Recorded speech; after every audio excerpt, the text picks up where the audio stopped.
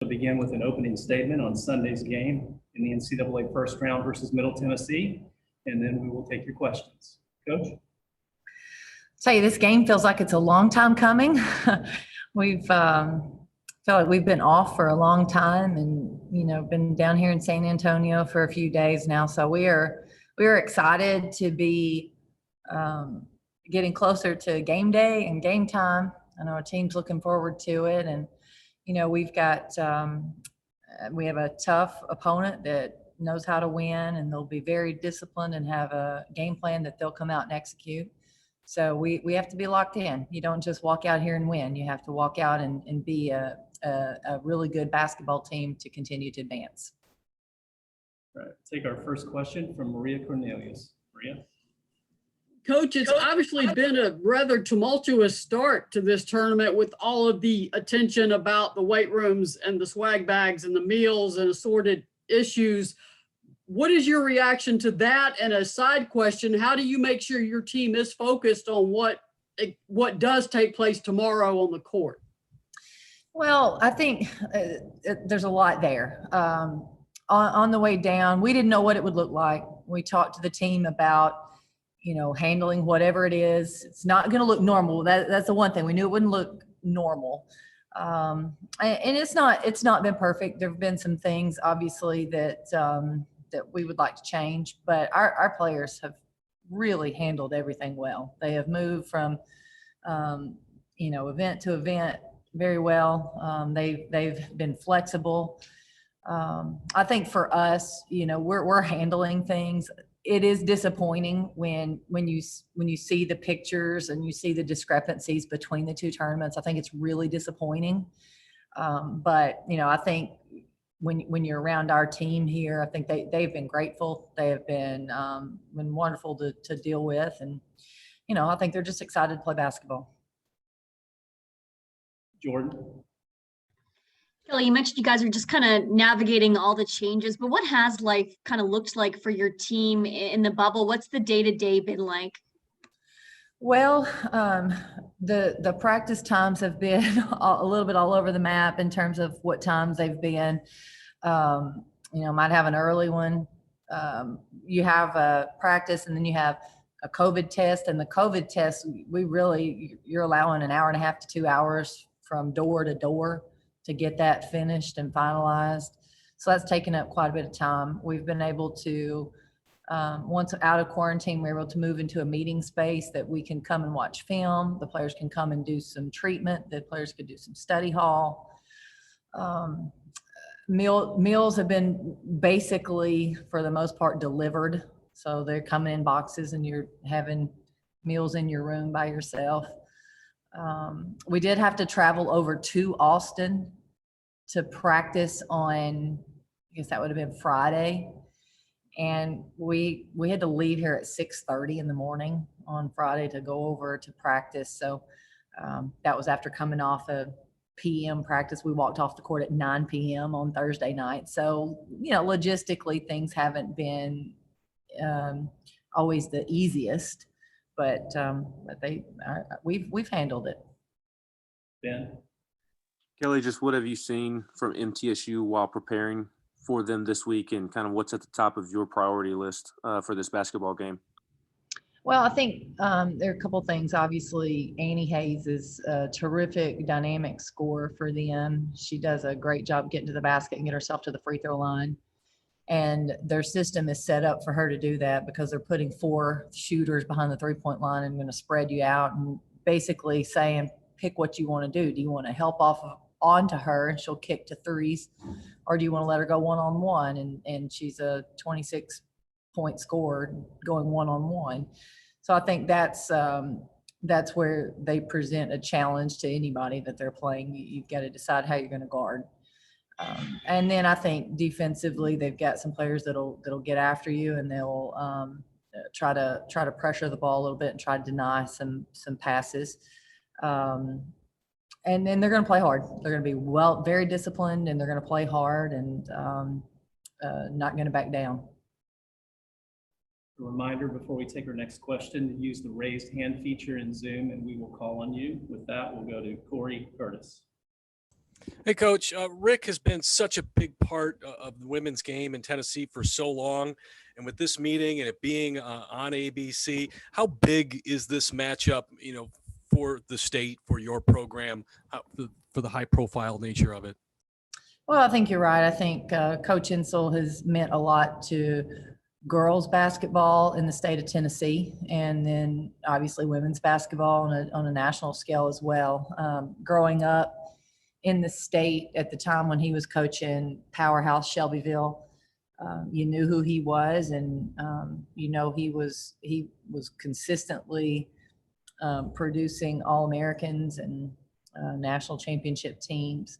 I had an opportunity to play for him and in AAU for a few summers and loved playing for him. And he does a great job motivating his players, and I really have a lot of respect for him and how he coaches and what he's been able to do. So, I think it's such a winning program, and he has such a lot of respect in our community. I think it's a big game for the state of Tennessee.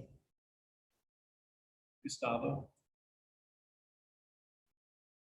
Coach, you mentioned this game being a big game for the state of Tennessee, the in-state rivalry. Do you think this plays a factor for you guys being on the big school in Tennessee, playing like not a big school as Middle Tennessee? And also a follow-up question, did you watch the men's game yesterday, and what kind of lessons do you take from that loss to your game tomorrow? Yeah, I think I've been there. I've been where, you're the underdog going into the NCAA tournament, and you don't back down. You're going to step up toe to toe, and they believe just as much as we will that they're going to win. I mean, that's why as anybody going to play, you can't just walk out there and show up and think you're going to win. You have to play well, regardless of your opponent. Watching the men, obviously yesterday it was, we were in the middle of COVID testing, to be honest with you, and about everybody had their phones out trying to keep up with the men's game. We're really pulling for them. But, again, I think it shows you've got to play well, and one off night at this point and you're going home. So I think, I hope that our players are motivated already. If they're not, you can watch that game. You can watch our men's game. You can watch several other games. I've been watching men's games for the last couple of days. So you can see it. The teams that are ready to play and play well and play hard and execute, those are the teams that are advancing. Maria. Coach, we were able to talk to Coach Insell Thursday, and he mentioned, I asked what particularly would keep him up at night thinking about Tennessee. And of course he said offensive rebounding. How much do you guys try to play to your strengths in this game Sunday? And obviously board play, you don't have to be told how important that is. Well, the good thing is we're not going into this game saying, "Ooh, let's offensive board. We've not done that this year. Let's try that." We're going in to do what we've done all year long, and I think that's important. 100%. I could have answered that question for him. I would have known that's what he was going to say, just because of size and stats, to be honest with you. But they'll be disciplined. They will box out. We'll have to be really good on the boards to be able to continue to out rebound our opponents. Was there a second part? I'm sorry, I lost my train of thought. No, that was it. Just one part about offensive rebounding.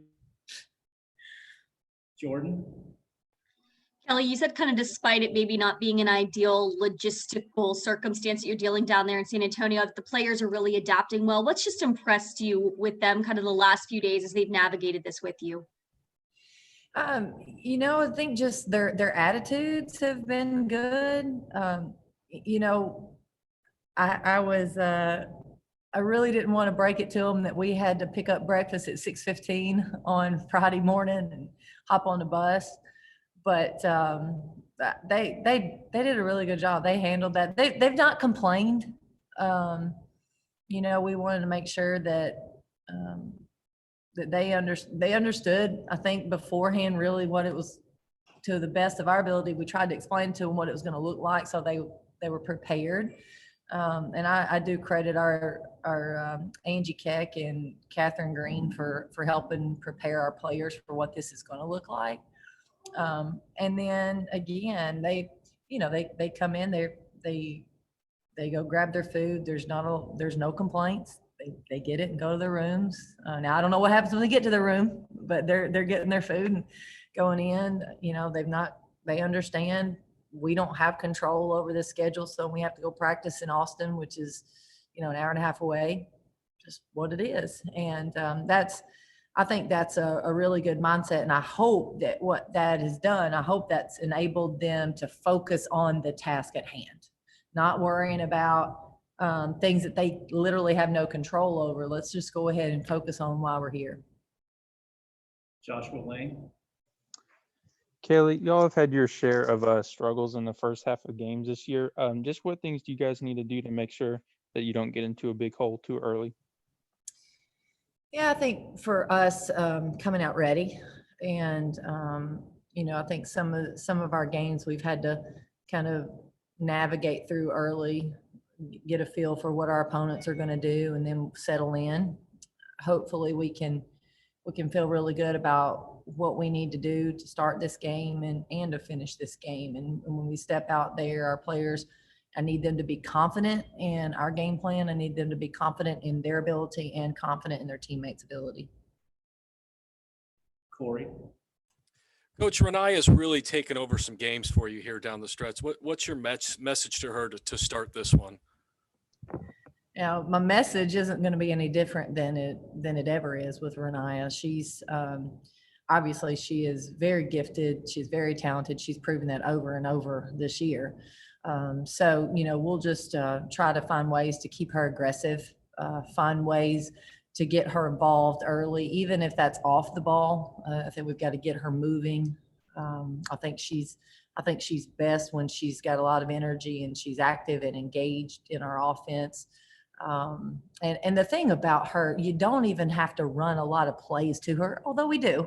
You don't have to run a lot of plays to her for her to be able to be involved in offense and for her to be able to find ways to make plays. And I think that's really what separates her from a lot of other players. She can play off the ball just as well as with the basketball. Maria. Coach, you have a height advantage inside. You've basically had that almost every game this season. Middle will, of course, spread the floor and try to negate that by getting your post away from the basket. How important will guard play be for you on both ends of the floor? And then a quick follow-up, what are 3 things Tennessee has to do if you want to come out of Sunday with a win? Okay, I think guard play, I think, is important always. I think how our guards play really sets the tone for the game, because offensively, the guards are going to determine the pace of the game. They're the primary ball handlers. Even if we're getting a lot of post touches, a lot of times it's going through our perimeter players and guards to get them those post touches. Defensively, I think it's critical because if our guards can guard without a lot of help, it's gonna really shut down driving lanes for them. Therefore, no driving lanes equals no penetrating kick to shooters. So I think it's going to be really important that our guards are savvy and smart and playing well. 3 things. I think 1, we've got to understand their personnel and know what they want to do. So we, depending on how our matchups are going, we got to get out behind the 3-point line to guard a lot of their players. I think we've got to guard without fouling. I think that's going to be really important. Obviously, Hayes statistically just gets to the line over and over again, and we don't need to give up a lot of free buckets there. Offensively, we have to really value every possession. Valuing the possession means taking care of the basketball, not turning it over, but it also means taking great shots, finding those great shots, working for those great shots. All right, that will conclude this portion of the press conference. Renaya Davis will be joining us shortly. Thank you, Coach. Thank you, guys.